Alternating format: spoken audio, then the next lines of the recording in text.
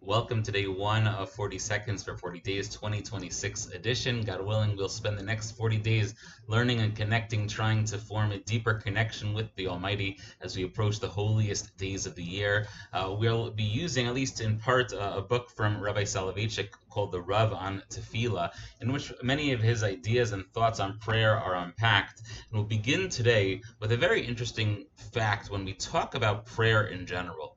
We understand that we are simple beings made of flesh and blood, and we are having this conversation, this connection point with this divine being.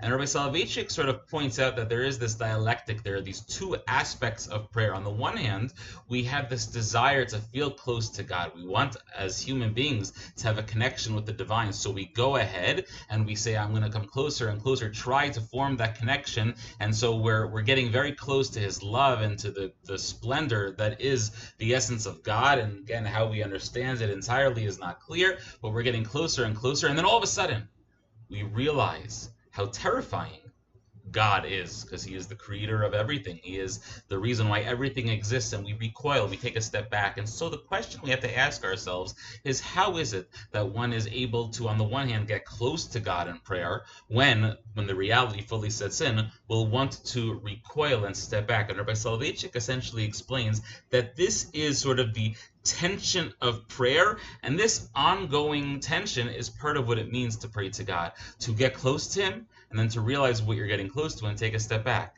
then get close again and get back. And that's part of the ebb and flow of tefillah itself.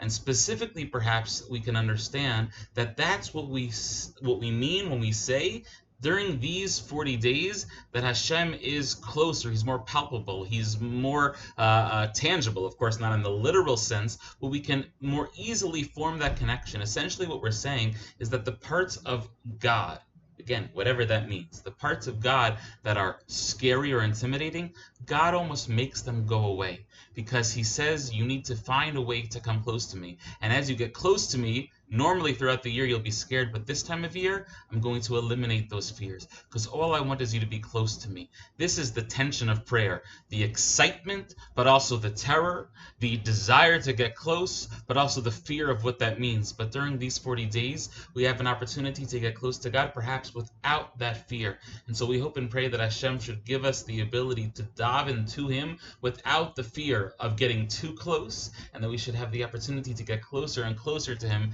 as we inch closer and closer to these holiest of days. And with that, we wish everyone a beautiful day.